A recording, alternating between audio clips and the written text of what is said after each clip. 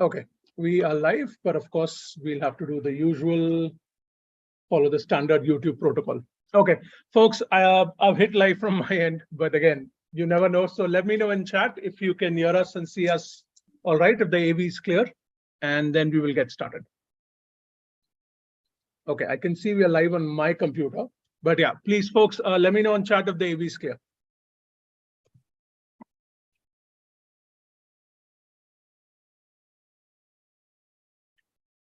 Audio is not, okay, audio is not going through.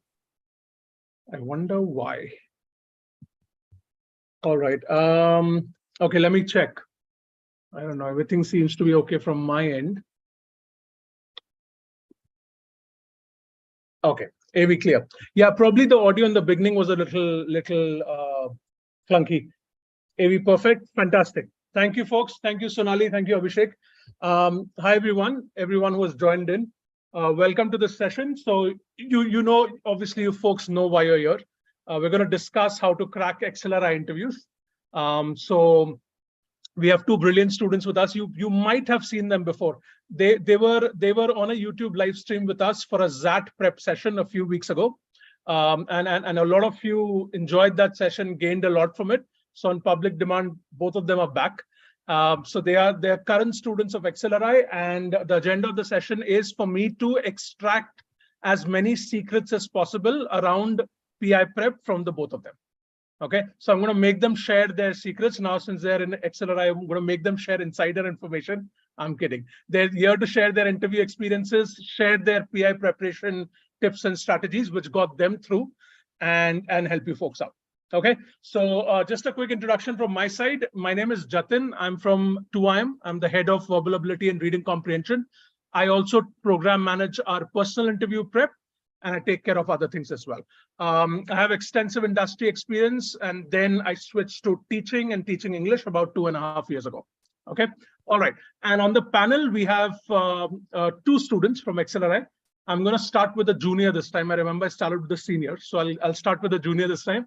We have Harsh Vardhan. Harsh, welcome once again. Thank you, Jatin. Pleasure to be here. Great. So Harsh is a HRM student in his first year. Okay, and we'll do the introductions in a bit. We also have Kamal Koushik, who's also an HRM student, and he's an XLRI second year student who's about to graduate very soon. Is that correct, Kamal? Yes. Happy to be here, everyone. Good evening. Awesome. Thank you for joining in. Folks, if you don't mind, I remember botching up your introduction a little bit last time, and I felt really bad about it. If you folks don't mind, can you please introduce yourself, and then we'll begin the session. Kamal, you want to go first? No, you can go. Let's follow the same order. Okay, sure. So, hey guys, my name is Harsh Vardhan. I'm originally from Patna, Bihar. I am basically a fresher. I have a couple of months of work experience, and I am currently pursuing HRM and XLRI. Awesome. Great. Kamal, quick introduction from your side. Good evening, everyone. I'm Kamal Koushik, sort of a fresher, but also not a fresher because most of my work ex was during college. I worked part-time. After that, I worked for a bit at 2IM, where I worked there for like 6-7 months. My undergrad was in biology, so any questions at all, feel free to shoot them at me. Right. And 2IM was the highlight of Kamal's career so far. He's I don't know why he didn't mention it, but it's a fact. I'm kidding. Kamal, you also worked in Starbucks, I came to know. Is that correct? Yeah. I was a barista there. Nice. For how long? 13 months. Okay. Nice. What's your favorite coffee? Mine would be the Indian Estates blend. A French press of the Indian Estates blend. Okay. Nice. I'm not aware of it, but I should check it out. Okay. Awesome, folks. So without any further ado, let's jump in. We have a lot to cover. So as usual, what I'll do is I'll take about 20 to 25 minutes. I have a set of questions that I'll around PI prep, of course, that I'll cover with these folks, and then we'll try to leave as much time as possible for your Q&A. Okay, but you don't have to wait. You can punch in your questions on chat, and I'll come to those questions as soon as possible. Okay. All right. So let's kick off, folks. Now, of course, it's the interview season, right? It's the interview season began early because CAT results came in early. So it's been happening for more than a month now. Okay. Just left and right interviews are happening. There are some students who are probably appearing for like 2-3 interviews in a week. Okay. So it's obviously very intense. Now, my first question to you folks is, how are XLRI interviews different from the other standard interviews that we have in other B schools? First, I guess Kamal is having a bit of an issue. No problem. Harsh, you can start. Yeah. Right. So one thing I'd say that's quite different about XLRI interviews is their situational questions, right? So they ask a lot of situational questions where they assign a role to you, they give you a situation, and they just make you make a decision, right? And they're very focused on how your ability to take a decision, whether it's right or wrong. I don't think that's a lot of consequence, but I think that they want to see that you are able to make clear-cut, concise decisions depending on whatever information you have available. I think that is one thing that I've noticed is very unique to XLRI. Interesting. And Harsh, do you mind giving us an example of a potential situational question that can be asked in the interview? Yeah, sure. I mean, one question that was asked to me was, since I'm from Bihar, they asked me about, the industries that are cropping up, the industries that are growing in Bihar currently. Right. And then I answered that, and then they were like, how would you improve those if you were, were in charge of that? And then I had to come up with a plan. And luckily, I read the economic survey of Bihar for the last year. So I was saved, but again, could be difficult. Right. Interesting. Okay. So we'll talk about the strategy. We'll get tips from you folks for cracking these questions, because these questions are always tricky. But let's hear from Kamal. Kamal, anything else that is different in XLRI interviews from other colleges? It's much more difficult to fake it in XLRI interviews because they tend to be much longer. FMS interview was around 11 minutes. I think it was 8-9 minutes. That's it. Okay. And my Lucknow interview was also like around 14-15 minutes. But my HR interview and BM interviews were like north of 30 minutes, both of them. Okay. And when they give you the 30-minute slot, right, that entire slot is for you. So there is no like rushed process. People are not trying to get through as many people as possible. If you have a 30-minute slot, you have the 30-minute slot, and it's given for a reason.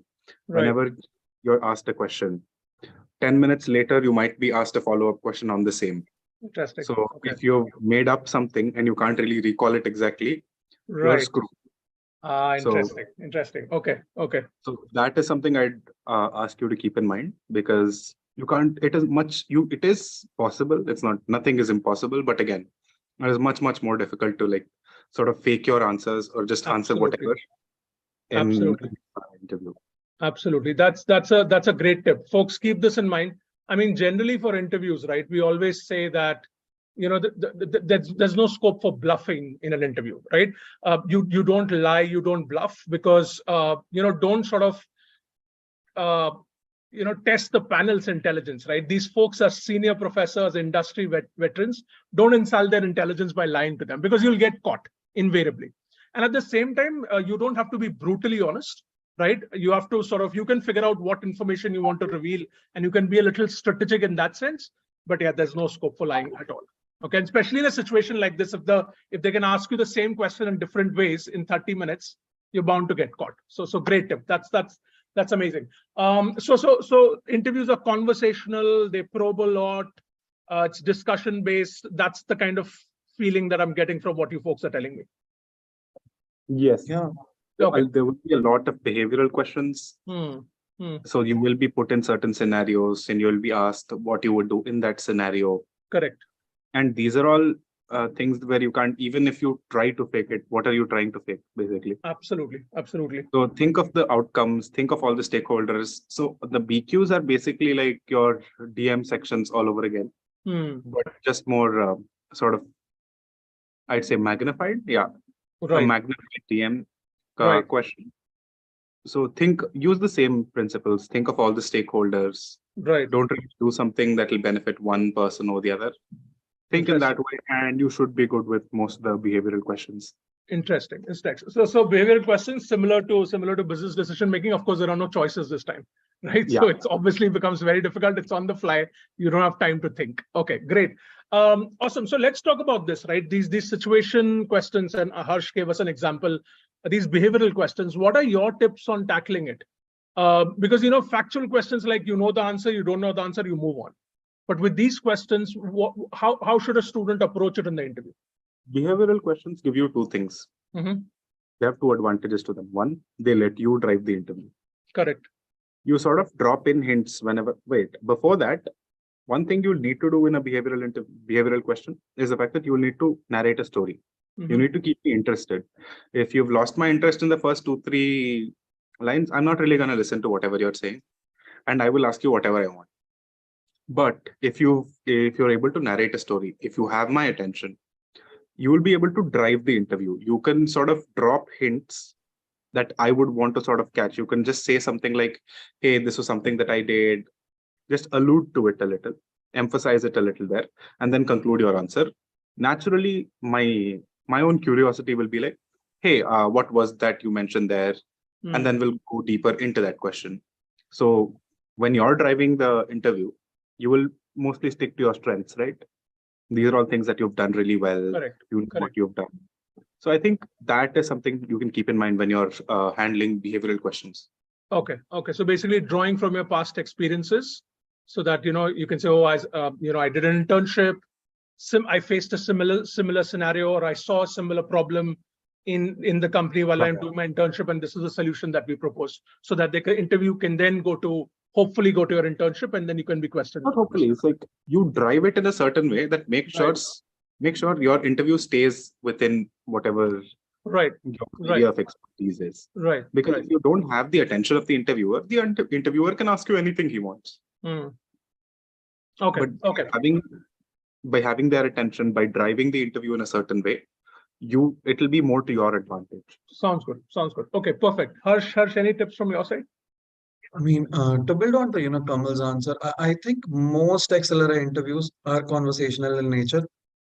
I mean, there are always going to be the outsiders to that, but most of them are conversational, and most of them start with introducing yourself. Okay, right. First of all, they already have a lot of context about you because of your SOP. If you did well in the SOP, they have already a lot of information about you, and they will start 95% of the time with introduce yourself.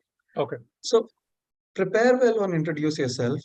Insert a lot of hooks where you know that these are talking points in your introducing yourself.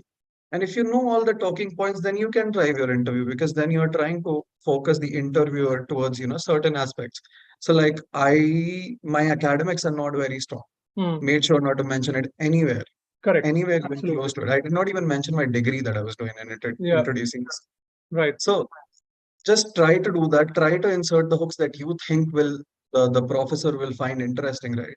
And if you can identify those hooks properly and then build upon, what could someone ask from this? I think 10 to 15 minutes of your interview is sorted. Okay, perfect. Sounds good. So folks, just a couple of tips on scenario-based and situational behavioral questions from my end, right? I think one thing that you folks should keep in mind is these questions will require you to think. Okay, it's not a factual answer that you can give straight up, right? So my suggestion is always request for time upfront. Some panels would give you that time, saying, hey, you know what, take a minute to think about it. Sometimes if they don't, you ask for a minute. You can say, sir, ma'am, can I get a minute to gather my thoughts? Can I a minute to think through this, right? It's very important to ask for that time. Keep a pen and paper handy, ask for permission to use that, and then utilize that 1 minute to think about that question and structure your answer. Okay, make bullet points, put some structure around it, and then start talking. Don't jump to answering it, because as Harsh made a very important point in the beginning, these are not black and white. There's no correct answer.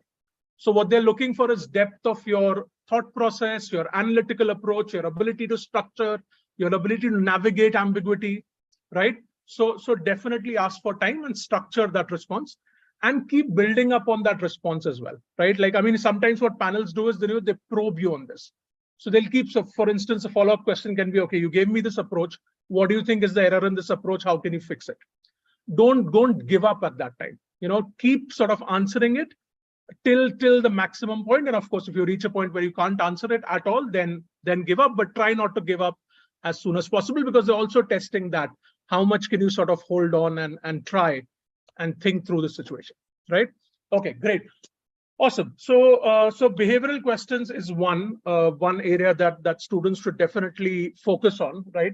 Now, there are a couple of areas in interviews that students usually struggle with, and I'm sure it will resonate with you as well. You alluded to that, Harsh. One is academics, okay? A lot of people are worried about academics because they get grilled, and now they've had experiences, they've had this baggage from other interviews where they've been grilled. Like I was talking to a student with 3 years of work experience, okay? He's a electronics and communication engineer. He got grilled on his first year electrical engineering subjects. Now he came out of the interview feeling very defeated. Okay. Now academics, what's the level of interrogation that happens in XLR interviews usually? I feel like it's here it's more person specific. Also how you handle the questions. See, I had a 59% in my undergrad. So the interviewers are definitely not going to ask me anything from my undergrad. They're like, if I had studied well, I'd have a better score, right? Right. But if someone was rank 1 in their undergrad, I will be bound to ask them some academics questions. If they're like a very good ranker, if they've mentioned it before, I will ask them certain questions. And there's a very easy way to handle them. If you don't know them, if you don't know a certain subject, if you don't know something, just state it outrightly. When you've been asked 2-3 questions in the same domain, instead of saying I don't know to repeated questions, is like, this is not really an area of strength of mine, and it's been 4 or 5 years, so I'm a little hazy on the details. Can we please pick another subject? I don't think you will be penalized much for it, right, if you acknowledge your weaknesses and then move forward. Correct. Because I feel like that's much better than you just saying no, I don't know, or like trying to guess the answer and getting it completely wrong. Right. Okay. All right. So again, sort of going back to trying to drive the interview by telling them, hey, you know what? These are not my strong points. My strong points are, these subjects, and then hoping that they'll go in that direction. Great. Harsh, any tips from your end for academics? Says, first of all, do revise, study a bit, like clear out your basics, look at the electives you took, right? They're very interested in your electives. That is what I've noticed. Very common. That is very common. That they look at your electives and they're like, why did you pick this elective? What did you study in it? What did you learn from it? So I'd say that. And another thing is XLRI, there in your SOP, there's one question, right? What's your favorite subject? And another question is, what knowledge did you build upon in the past 1 year, right? Right. So mostly they will focus on the subject that you mentioned. They want to see your best side. And even the exam and the interview, they give you the time that is needed for you to perform to the best of your abilities. They want to know you, they want to understand you. And again, they don't want to grill you on academics, but again, you should know the basics. I'd say cover some compendiums that some colleges offer. Definitely. That should be good enough. But yeah, cover your basics. It cannot be like, if they ask you something that is very obvious for some, then you should answer it. Right. Okay. So keep the prep on for academics, as painful as it can be, but there's no getting away from it, right? So focus on basics. And Harsh, I think, brought up a very interesting point. The favorite subject that you've mentioned in SOP, I think you should go in depth in it and just be, I mean, it's your favorite subject, right? So you would be expected to know about it. Great. And work experience, folks, like let's say if somebody has 3-4 years of work experience, are they still quizzed on academics? Would you know? I don't think so. Not to that extent as they would a fresher. Yeah. But again, they might ask you some fundamentals related to your work experience. Got it. Okay. So these are like sort of negative questions, right? If you get them right, it's not that big of a deal. But if you don't get them right, you get pegged down. Okay. These are the kind of questions that you get asked if you have a lot of experience for the most part. Okay. Fair enough. So moving on from academics, let's go to another dreaded area, right? Which is current affairs and static GK. Okay. Of course, these are two different things, right? There's current affairs, of course, and static GK is like who's the president, vice president, mayor, governor, all those sort of factual questions. In XLRI, what can a student expect in this area? Say, Static GK is non-existent. Whatever they wanted to ask, they asked it in the XAT already. Great. I've never great. seen, I've never seen an XLRI interview where they ask you for these factual questions. Because again, it proves nothing, right? Whether you know it or Absolutely. you don't, it proves absolutely nothing. Absolutely. Even when it comes to, current affairs, they don't just want you to reiterate what you read on a newspaper. They want to understand what your opinion is on it, what you think could be done. So they don't just want, just static pieces of information. They want an analysis of it. They want your understanding of it. And mostly they are interested in your opinion on it as well. Right, right, right. Okay, okay. So increasingly, I mean, the feeling that I'm getting is the way XLRI approaches these interviews is the right way to approach a personal interview. I mean, I used to conduct a lot of corporate interviews back at Google, right? And that's the reason I program managed this year. There also, I mean, the whole structure that when we were trained on as interviewers was it's discussion based. Okay, don't stress them out, make them comfortable, bring the stress through complexity, through probing, and probe each and every sort of question and have a discussion, test the analytical depth. Okay, so for current affairs, it's important to sort of not just stop at the headlines. So in shots, fin shots might not work.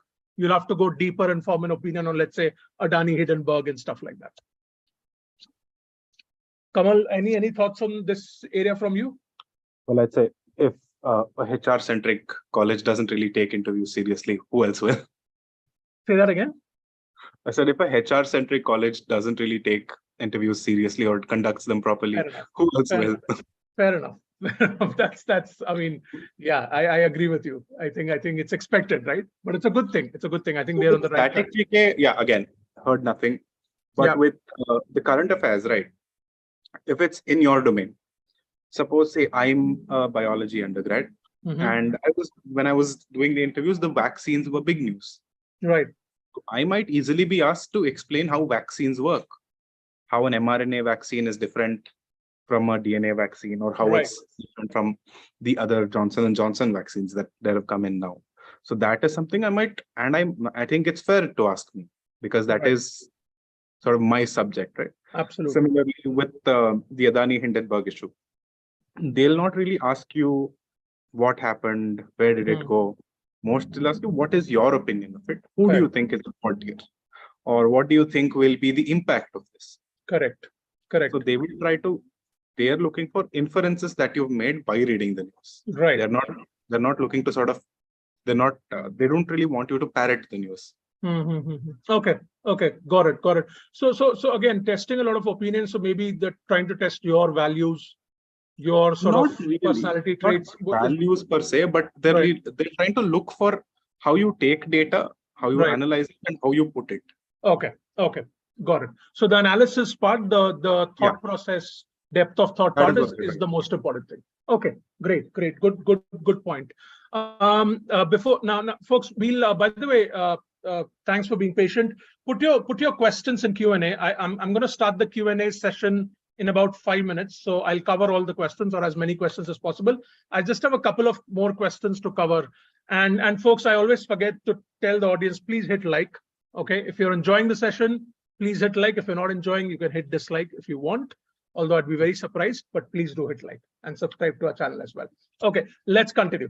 Is there a lot of focus? Obvious question. Is there a lot of focus on the SOP? So apparently they fill 4 questions for BM, 4 questions for HRM. Is there a lot of focus there?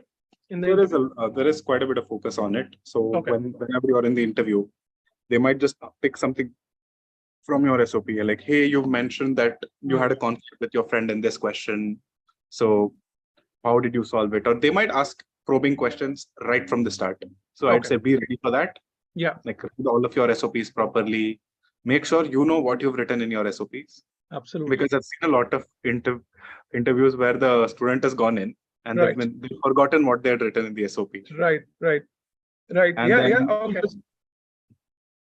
Okay, fair enough. Yeah, folks, so definitely internalize your SOP. I mean, it's your SOP that you wrote. What about, by the way, this reminds me, what about the essay?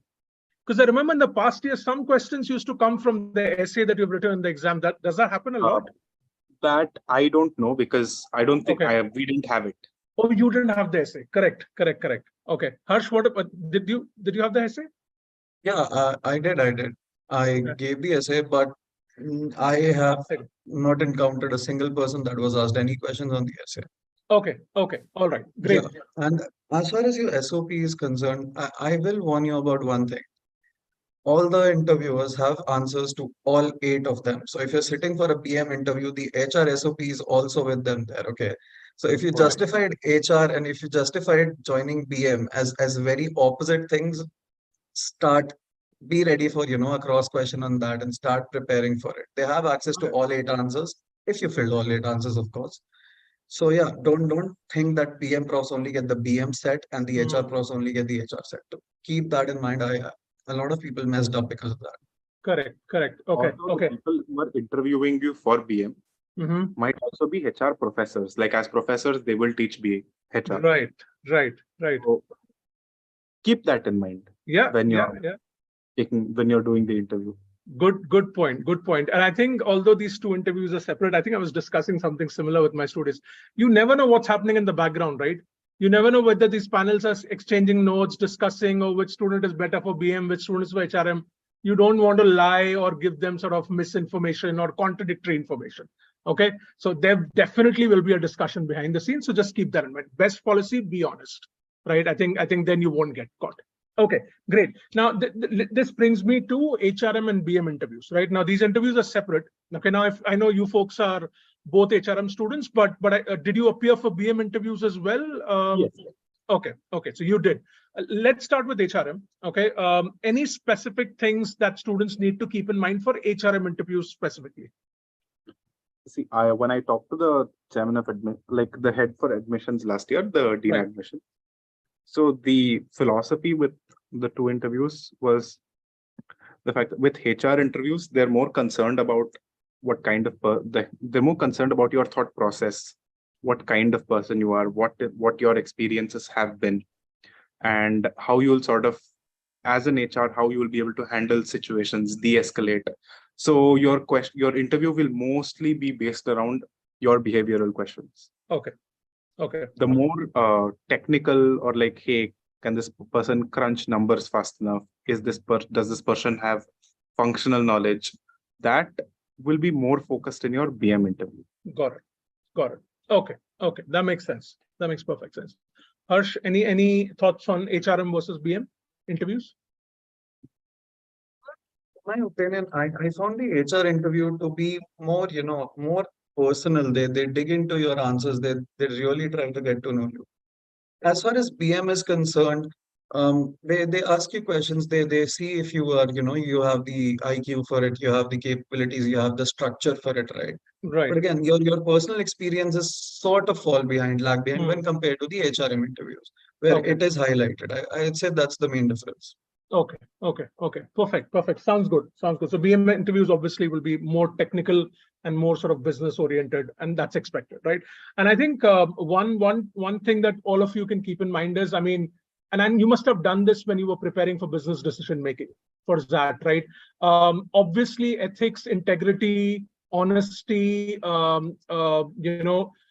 concern for the society, concern for employees, these are things which are very important.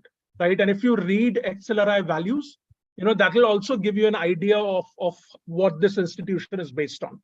So for my students, I remember when I was coaching them for decision making, I told them sort of about XLRI values. Keep these things in mind when you're answering those questions. So maybe it's a good idea. Look at the values, and of course, this is also required for any interview. You have to research about the institution and keep those basic things in mind when you're answering these personal behavioral questions, right? Let's say if there's a layoff related question. Layoffs are unfortunately the flavor of the season, right? So as an HR professional, you will be expected to balance both business and employees. Okay, after all, you're working for that business, so it's not just 100% employees. It's a balance between business and employees. It's a tricky balance to maintain. So keep those things in mind, right? Employee concern with balancing business interests. All right. Okay, fantastic. Let me see if I have any other question, or actually maybe we can just go to maybe one more question from my side. Are there stress interviews? People are quite worried about it at this point in time, having gone through a couple of stress interviews. Again, what is a stress interview? You're asking me? Yeah, like, what is a stress interview? I'll tell you what a stress interview is in my opinion, okay, and what students are worried about. Where you go to an interview, okay, and they ask you, let's say, introduce yourself, and they interrupt you in every line, okay? They question you in every line. Their expressions are grim. They're trying to instigate you. They're trying to irritate you just to get a rise out of you, right? So it's a very sort of emotionally draining kind of session where the complexity is not probably coming from the questions, but it's coming from the behavior of the panel. So this, a small part of my HRM interview was somewhat like this. Okay. Wherein the interviewer, like the panelist kept disagreeing with me, saying that I will not really do this. I'm just saying it now. When I do come in, I may not do this. That everyone says this only, but they do something else. So, but again, the only thing you can do here is one, don't really give them a reaction. Correct. Like the moment you get angry, that's the moment you've lost. Absolutely.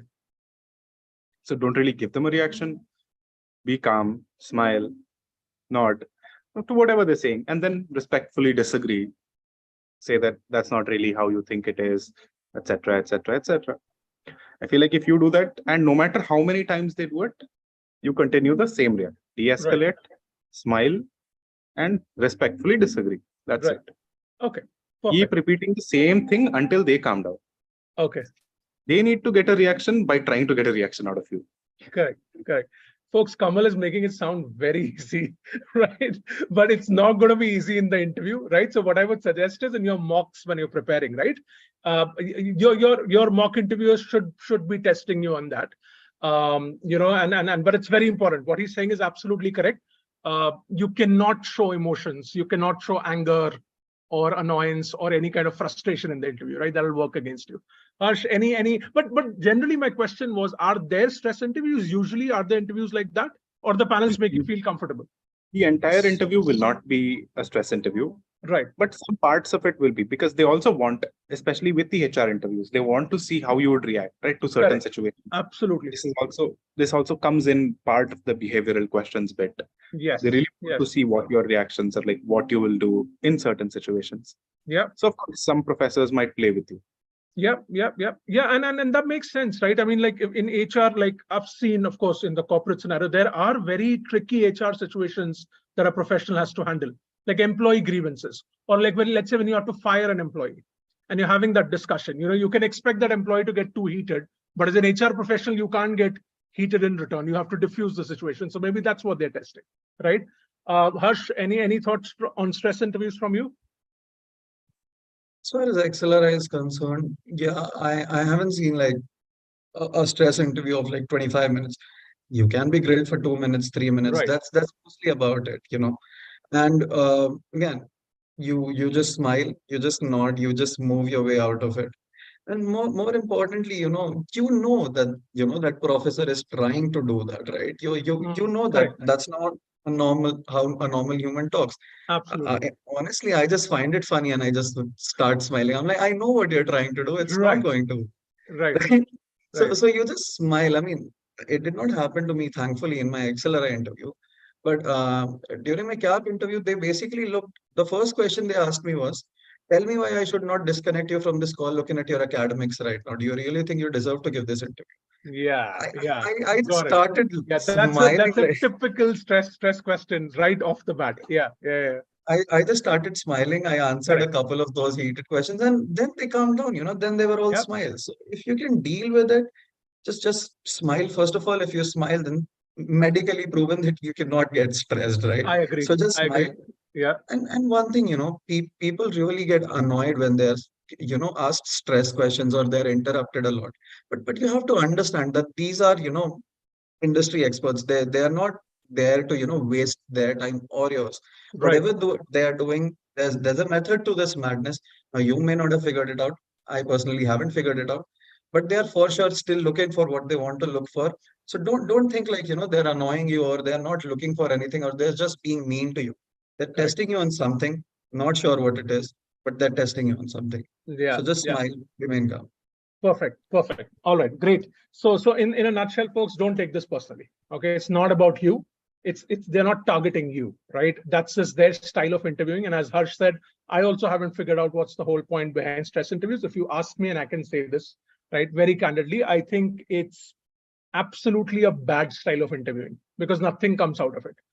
In my experience, right, of conducting so many interviews. But hey, you know what? Different panelists have different personalities. We are not here to judge them, right? Just go through the test. Don't forget to smile. Don't get tensed, and just stick to your standards. Kamal said. Okay, great. Now, sorry. If I may just add one thing. Please do. None of the panelists hate you. They don't even know you to hate you. Exactly. Yeah. So it, like Harsh said, treat it like a game. Yeah. Like you're trying to get a reaction out of you, don't give it to them. Exactly. Like it is at the end of the day a game. Absolutely. Either you win or you lose. So very good perspective. Trying to get a reaction out of you, understand that they don't hate you. They are also very nice people. They have families of their own. To do their job, you can do yours. Yeah, and it's really, I mean, why will they hate you? You don't play an important role in their life. Yeah. To be very honest, so they don't love you, they don't hate you, they don't care, right? You care for the seat, right? So just go and do your best and forget about it. Just, you know, your intention is to get the seat. But I like that perspective of approaching it like a game, right? That's a very nice perspective. Okay, great, folks. Let's go to questions. Quite a few of them, and I want to make sure that I cover most of them. Let me scroll up and start with. Somebody saying Kamal's story is so inspiring. Please let him know that. There you go, Kamal. All right. Akshat says he's hoping to join Excel this year. Fantastic.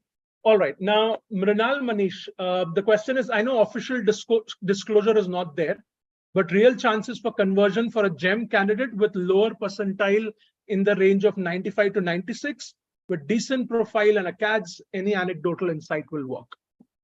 See, with XLRI, I'd say the make it or break it thing is your interview. If your interview goes well, regardless of percentile you're in, if your interview doesn't go well, regardless of percentile, you're out. Because I've seen people being rejected at 99.98. And I've seen people converting at 89, 90 also. Amazing. Okay. So okay. If your interview doesn't go well, you're out. If your interview goes well, you're in. Perfect. So forget everything that's happened until now. Just focus on the interview and go ahead. Perfect. Right. And anyway, the XLRI doesn't release criteria of the percentages and weightages, right? So there's no sort of data, nothing, right? And just crush the interview and you'll be sorted. Don't worry whether you're on the cutoff range or you're 99. That really doesn't matter anymore.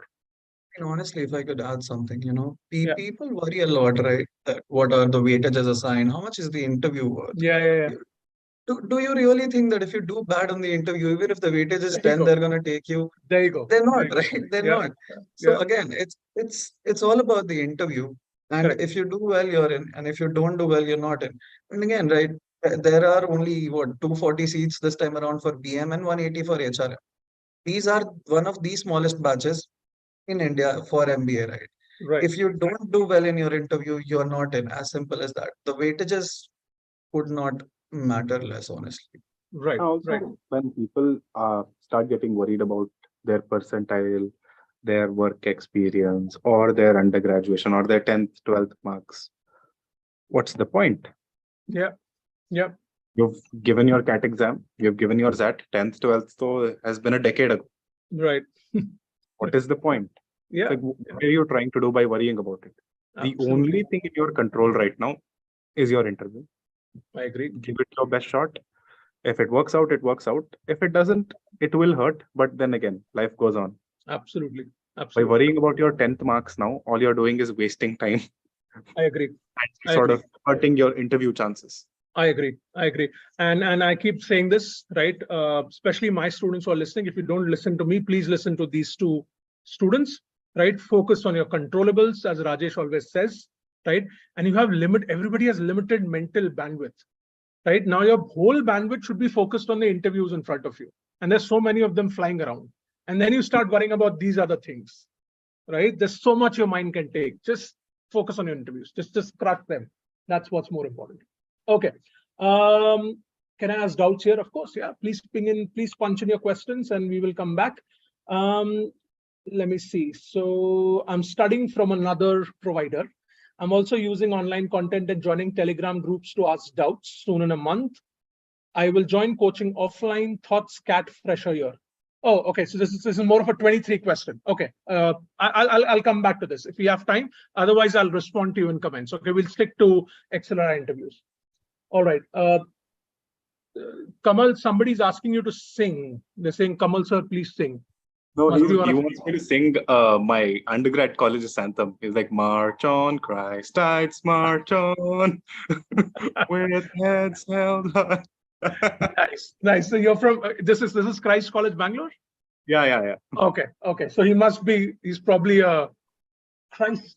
Do you call them Chris? You call yourselves Christies? Christ tides. Christites. Okay, very nice.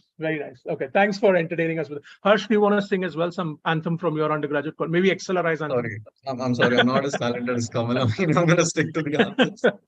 No, that was interesting. Okay, SOP is done. Let's see. General question, I scored 90 percentile in CAT VRC and XAT. Also, I scored 91. Okay, this is again a 23 question. I'll come back to it. Okay. And then an interview specific question. I read on a prep group, an XLRI prep group, that you shouldn't focus on employee issues while preparing for the HRM interview. Is that true? Why would that be true? An employee's I'm issue, also wondering. the organization's issue, right?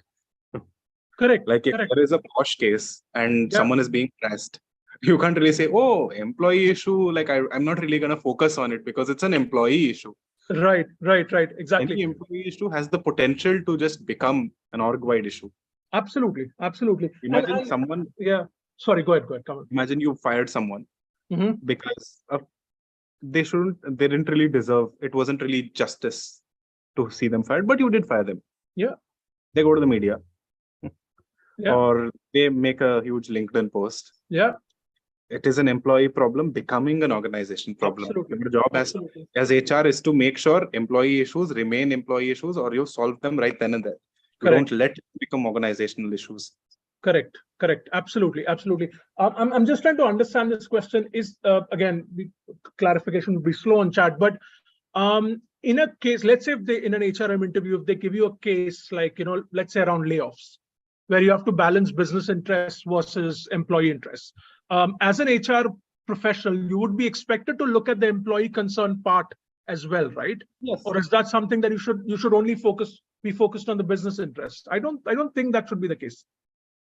First of all, there's no such thing as employee concerns. If it's an employee concern, it's a business concern. As simple as that. I mean, they are your business. So I don't believe in the distinction that is made there. And more importantly, whatever you see in these Telegram groups, take them with a pinch of salt. If anyone tells you not to focus on something or focus on something, don't trust them. They don't have it figured out. Yeah. One thing you need to realize is the fact that everyone in that Telegram group is eyeing for the same seat. They are your competition. Right. This might be a strategic manipulation move. Honestly, I mean, if someone tells you to focus on something, I mean, what kind of industry knowledge do they have to, give that advice? Correct. How are Absolutely. I don't understand. I mean, how do you know like 70 profs in XLRI? All of them don't care about employees only. Correct. And that's the problem, right? There's nowadays the era that we live in. People come out and give their opinions with a lot of confidence. There's zero substance, but there's like 100% confidence, and then of course a lot of people get swayed by that. But again, folks, coming back to traditional HR understanding, you have to balance both business and employee, right? Often what people do is they go 100 because they think, oh, HR is this noble profession. I'll only think of like employee rights and stuff. No, you are working for the business is paying your salary. You'll have to balance business and employee. Okay, so don't go, there's nothing like that. You'll need to balance. Okay. Sarvana Prabhu Rajkumar is saying, I was a UPSC aspirant. Okay, I was a UPSC aspirant after 2 years gap. I can see many MBA aspirants doing CFA course to show their inclination. Are there certification courses for HR that students can do? Maybe this is like of course, now it's not relevant. You can, but it doesn't really make that much of a difference from what I know, because there are a lot of people in my batch who have dropped 3-4 years for UPSC prep, didn't work out. They're here now. They're doing HR. They're also in BM. And you don't really need a certification course per se. But what you do need is the fact that whenever you shouldn't really be very defensive about your gaps. If asked questions, be frank, be honest, and answer in a proper manner. Like, what were your objectives? Why it didn't work out? Or like what you could have done better for the UPSC? Or I feel like this is an answer someone who has actually prepped for UPSC and then made it to B schools can answer better for you. Yeah. But certifications, I don't think they're that important. But again, it doesn't really hurt to have it. Correct. Like if you have the time, go for it. Right. But if you don't have the time, focus on the interview instead. Right. Like I think I know what this person is saying. Like when people have to specialize in finance, let's say they have plans to do that, they do CFA, and that counts for something because CFA is a pretty rigorous course. But in HR, if you make it to Excel HR, that is it. Like right. Like you don't really need anything else. Okay. Fair enough. To get an HR job. Fair enough. On this note, right, for HRM interviews, of course, an understanding of how HR works, what are the roles, how does the function look like, what are the different aspects, that is important for the interview, I'm guessing? A basic understanding, yes. Okay. Because see, every interviewer is almost tired of the answer. Hey, why do you want to do HR? Oh, I'm a people person. That's why I want to do HR. Thanks for bringing that up. That's so important. Right. It's exactly. ridiculous. Yeah, it is. So if you say that, some HR professor is probably going to kick you out of the call right then and there. Don't say it. Your interview isn't clearing if you say that. I'm so glad this point came up. Yeah. Because and it's also factually wrong. That is not the HR person's role to be like, oh my God, like I'm this people's person, extroverted personality, organizing events and doing rangoli and stuff like that. No, that is not what HR is. Any company will give you like 30-40 lakhs to Correct. do that. Please refer me. I will come work for them. Fair enough. That's a good point. So folks, please don't give this answer. Scratch this answer from your preparation, sort of whatever you've prepared, these answers. Why do you want to get into HR? I'm a people's person. No, that is not a reason to get into. That makes you a good, socially very extroverted person. You'll make great friends. You'll be the life of the party, but you won't get a seat in XLRI. Okay. In fact, I was talking to Dean Academics and the Dean Admissions as well, about this. And he taught us, right? And he was like, this competency is actually better for a salesperson. Why don't you apply for BM? Exactly. Oh yeah, absolutely. That's absolutely correct. As a salesperson, you're supposed to schmooze and charm your way into deals, right? Yeah. Then get into sales. Why HR? Yeah. So as far as HR is concerned, have a basic understanding of what HR does. Have a basic understanding of what all they do. And again, the rangoli making is part of it. But if you're an XLRI grad, you're not doing that. You're not doing that. Yeah. Absolutely. Yeah. So folks, and I think basics of HR, I would suggest more than Google, go to YouTube. Search for a good video from a good source and you will understand what HR is, right? And remember the balancing bit. I think a lot of people skip the business aspect of it, right? Consider Google, right? 12K people fired over email, some of them 15 years, 20 years of experience. HR was involved in this decision, right? Obviously, HR approved this decision, right? So think about it. It's not only employees, otherwise this wouldn't have happened, right? So do research on that. Watch YouTube videos. I think that should take care of it. Okay. How to link the BM and HRM thing? As you mentioned, they do have access to the SOP. Can you give some common aspects in both the courses? I mean, like, the question can be, and I think this can be a question, right? You've applied for both BM and HRM. What are you most interested in? Stuff like that. You don't really have to link things. It's okay. Right. You can have different interests in life. Just because you like cricket doesn't mean you hate football. Amazing.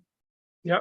So when you are answering the question, you can have a preference. So while I do really, really like BM, HR would be my first preference for so and so reasons. Okay. Perfect. Because I do like BM, but again, I tend to prefer the HRM course for certain reasons, or if you prefer BM, and then state all the reasons why you like both the courses. Yeah. Don't just focus on only one of the courses. Right. State the reasons why you like both the courses, and then state a reason why you're picking one over the other. That's it. Right. Right. Okay. Don't overcomplicate it. Don't try to link it to your past. See, the moment you try to overcomplicate something, the moment you try to like fit every dot, that's when the interviewer realizes dal mein kuch kala hai. You're trying to fake something, and then they'll start poking. Correct. Correct. Yeah. And it also sounds like a very cookie cutter, standard, templated answer, right? Which you don't want to give in an interview. Okay. Yeah, cool. I think that's solid advice. And I always tell students, if they ask you to pick, like if let's say if you have both the calls, BM and HRM, and they're saying, hey, you know what, pick one, right? And as Kamal says, you say both the reasons and you pick one. I think you can always end by saying that, I'm interested in both. I have a preference from HRM, but I'd be grateful to sort of get a seat in any of these courses, right? I think if you can say that with conviction and show sort of genuine interest in joining XLRI, I think that also counts for something, right? So yeah, think about that as well. Okay. I only have an HR call, but I have 3 years of work experience in market research. I'm worried whatever I'm going to say will be considered false as justification for the switch. Any tips? See, them considering it false or not, see, this is not a factual answer. So it's up to you to convince them that it's not false. Yeah. So 3 years of market research work, I'm sure you've interacted with your HRs or whoever was handling that bit. So you might have some idea of what an HR function does. And you don't even need to really like HR per se. You can just be like, I realized the managerial space is something that I wanted to get into. I was sort of with market research, I was getting saturated. I realized that I wasn't really going anywhere. So that can also work its way into a why MBA answer. Yeah. But this needs to work into your why MBA answer. Absolutely. It needn't specifically be like, oh, HR, I suddenly realized HR is my new passion. It doesn't really need to be like that. Right. Fair enough. Okay. Sounds good. And also Satyam, Harsh, you were saying something? Sorry. I was just asking if Harshvardhan had anything else to say. Oh yeah, exactly. I thought, Harsh, any points to add here? I think, making them believe, again, is your job, like Kamal said. And more importantly, you can just drive home any point that you saw in your life, where you were like, okay, I just saw my friend getting fired and I really wanted to do a better job at it. I think it could be done a bit better. Like yeah. And why not? And again, you can say, again, you did market research, right? You could just say that, I wanted to get into management and I don't really want the flexibility that the BM course offers. I want to get into a specialized MBA right there. Yeah.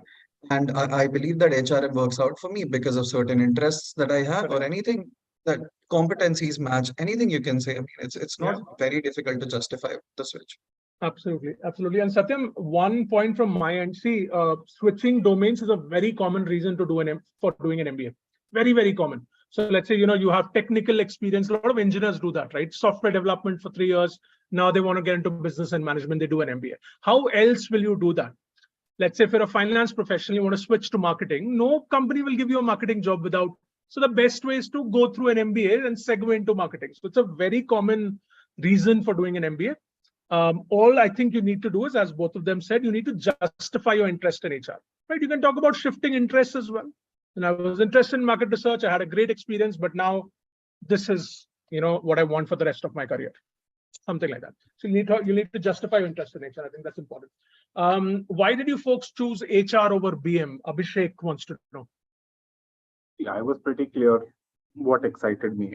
Okay. Mine was just out of pure interest. Okay. So I had a few other college converts as well, but then I realized at the end of the day, what excites me more? Correct. What will I work towards more? Like money is one thing. Yeah. And then actually working towards something is another thing. Yeah. So I think it comes down to personal interests because placements are honestly the same. Okay. For the most part. Okay. So I think it's honestly up to you. It's a personal choice. I can't really comment anything on it now, can I? Okay. Anything else, Harshvardhan?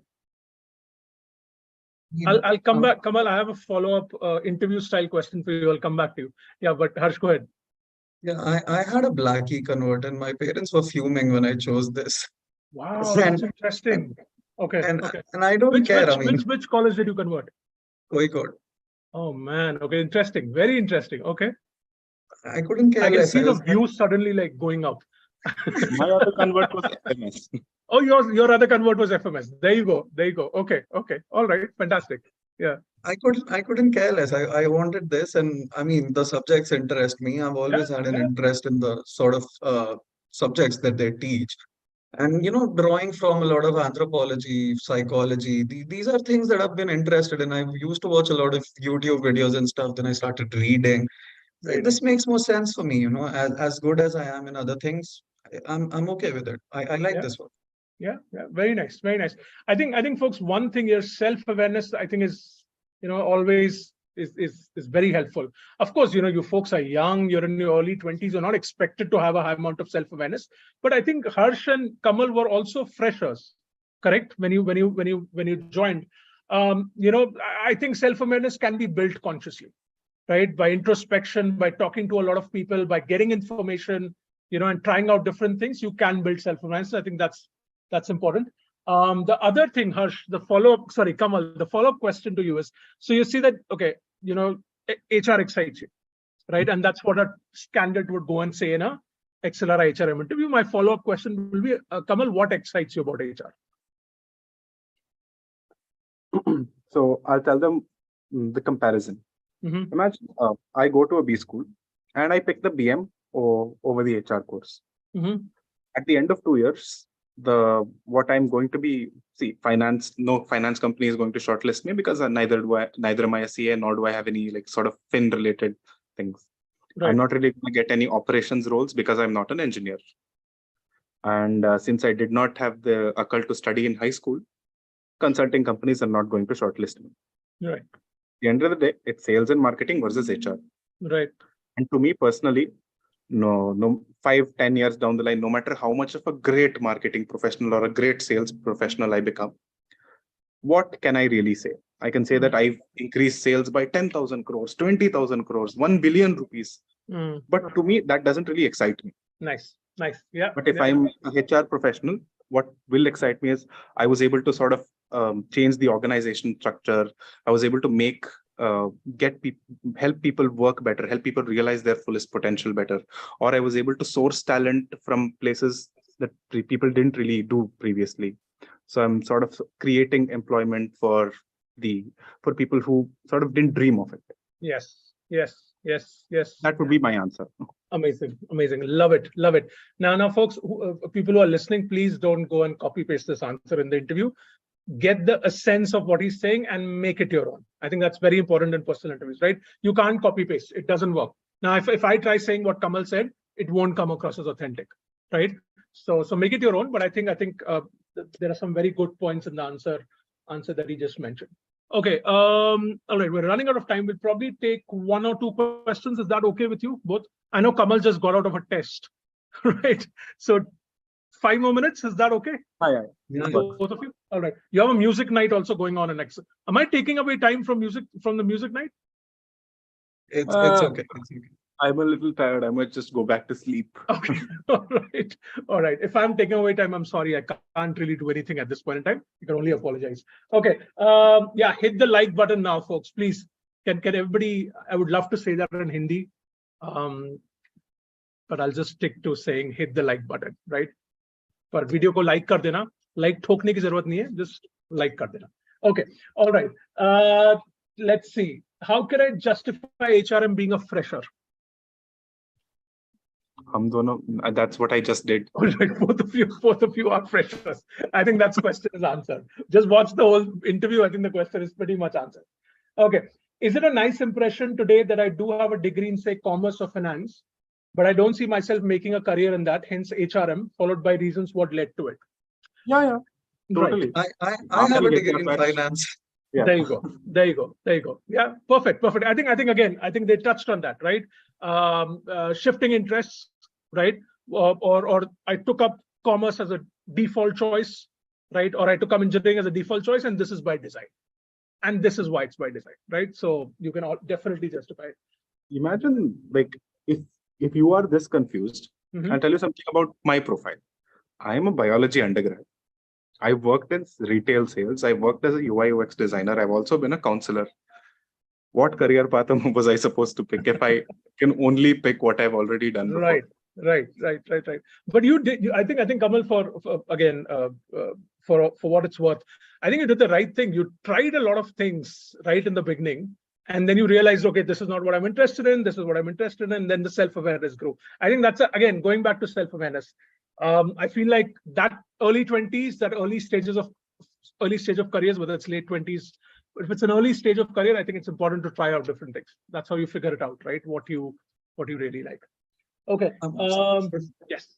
If someone, is in college and is watching this, do internships in all domains. I did it. Yes. Pretty good. Pretty good. Perfect. Gives you so much clarity in life. I mean, pretty good. Yeah. How many you did like diverse internships, Harsh, or like in different sort of?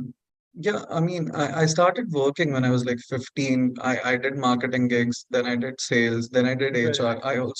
I also worked with Morgan Stanley for a fin role. I knew it wasn't for me. It was okay. I preferred other things. Yeah, that's a good point. That's a good point. Like back in college, I remember, which was like 20 plus years ago for me. But I remember selling credit cards on the street, SBI credit cards, and I was in college at that time. I hated it because that's when I realized that sales is, of course, I tried sales in my career, but it kept on reinforcing that that's not for me. But these things count. These experiences, no matter how little, really, really count. So I think that's really good advice for college students. Okay, fantastic. So we'll close it now. Okay. Any last words? Any last words? That doesn't sound right. Any closing sort of words? Any advice for the students or any motivation? Any messages from both of you for the students appearing for interviews? Anything you have to say, Harshvardhan? I'll just collect my thoughts or something. Yeah, sure. So one thing that happened in my interview, and it happened for a lot of people as well. They assign you 25-minute slots. At least they did my year, right? And they end the interview at around 20:22, right? And then they're like, okay, our interview is done now. Is there something that you want to talk about? Make sure it's something interesting. Make sure Okay. people said a lot of things. Mostly the professors' interests were not piqued, Okay. right? Yeah. So I said something very, very out there, and it sort of piqued their interests. And I think it helped me convert, XLRI. Okay. So Okay. that might just happen to you. It happens a Harsh, lot. sorry to interrupt. Do you mind sharing what just just so that folks get an idea, because they struggle with this bit. Even questions for the panel, they struggle with it. Do you mind sharing what you discussed? Yeah, sure. I don't mind sharing. So they asked me, right? See, do you want to talk about something? And I was like, yeah, we can talk about this internal dilemma that I'm facing right now. Where I like to believe that I'm a writer, I like to believe that I'm an artist. But I write soulless content for companies. I sell it for cheap because I need the money. And then they really, found it interesting. They were like, what do you think is soulful according to you? And then it sort of kept building up. And then the last question that they asked me was, how do you soulfully fire someone? I'm like, what do I answer to that? Yeah, that's tricky. Yeah. Yeah. So that's very interesting. It led to some very stimulating discussion, and you must have stuck, right, for the panel. Yeah. Okay, Yeah. Okay. They will give you they will, at the beginning and at the end, they give you a chance to leave your mark. Make sure you take it. Very nice. This reminds me, you will be asked some questions to which there are no answers. Right. So you can answer anything and it will be right. Okay. Like I see, as soon as I entered my BM interview, the first thing I was asked was, Kamal, you're from a biology background, no? I said, yeah. So then how did you score so well in XAT? I'm like, I can't really answer that question. And how am I going to answer that question? Right. But whatever you answer is right. Yeah. Whenever it's the way you answer the question. Correct. I agree. Yeah. Okay. Any other fun, quirky questions that came your way in your personal interviews? Well, one of the profs were like, okay, Kamal, so please convince me that you'll actually come to XLRI and study. Because you had a low undergrad score, right? What was your response? So I tried telling them about how these are subjects that I'm sort of interested in, and also how I'll not have to have part-time work. I'll not have a part-time job. Correct. Like me, because XLRI is like a residential course. But then again and again, he's like, no, classrooms mein kuch padhai nahi hota hai. Nothing happens in classrooms. Not study anything. I said, okay, well, I'll try to learn in my internship. Right. And like internship तो तुम बस excursion करोगे, girlfriend बनाओगे और फिर वापस आ जाओगे. कुछ नहीं करोगे. Right. And then it slowly started becoming a stress interview. Okay. It was like whatever I think. But then again, you de-escalate, smile, try to answer that question. Yeah. And at the end of the time, I was like, after a point, I just disagreed with the professor very respectfully. Yeah. And just state your point once again. Yeah. That's sort of what happened. What ended up happening in my interview. Yeah. Interesting. So before I go to Harsh, just one point that I remembered. They try to make you that opposite of a stress interviews, where they try to make you too comfortable. There's too, like in Google, we used to do that, right? No, not that was like taught to us, but used to make them feel very comfortable, and not often, but in some cases, the truth used to come out, like the brutal truth. I remember interviewing one candidate, and she told me, because she got too comfortable in the interview, and she told me something like, I don't like my manager because I complete my work in 4 hours and I read a book, and he doesn't let me read my book. He gives me additional work when he finds me reading a book, right? But I've completed my 4 hours. Why should I work? So I agreed with her. We had a very nice discussion, and then she didn't get selected, right? So don't be on guard. It's an interview. They're not your friends, right? And Rajesh keeps saying this. It's not a confession, right? So don't blurt out sort of everything in an interview, no matter how comfortable they make you. Harsh, tell us about fun, quirky stuff. Anything else? I have a 767 acad, right? So I mean, both of us are not very great at academics, at least past academics. Right. Now, I had a similar question where they were like, Harsh, are you gonna really study here? Like, so I intend to, but I also know that an MBA offers a lot more than just academia. So not to be offensive, but I'd like to explore that as well. Right. So they were like, so you're not gonna study then? That's just a fancy answer. Right. Interesting. I think I'm gonna study the courses that I like, but I don't think I'm gonna become Dean's Merit List or anything like that. Right. Yeah. And another question I was asked was, rate your family members in the utility they have.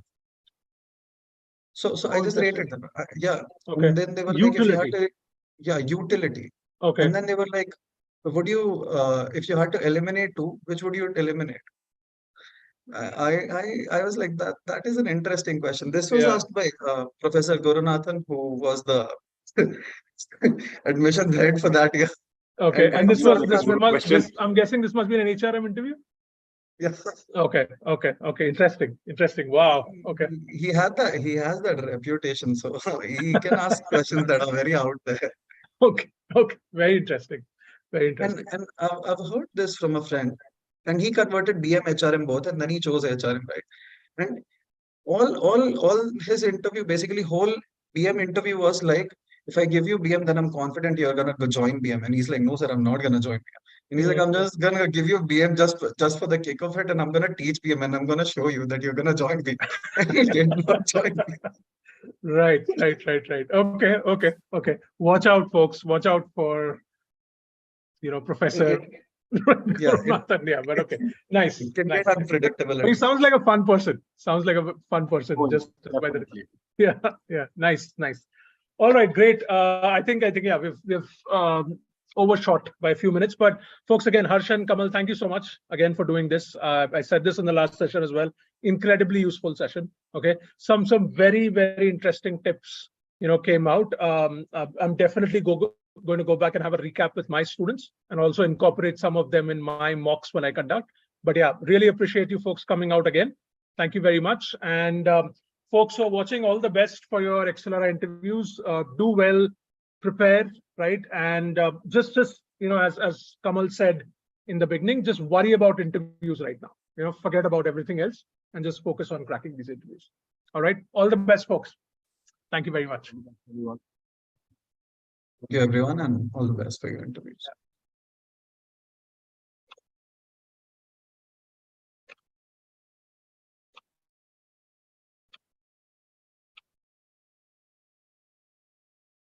Okay.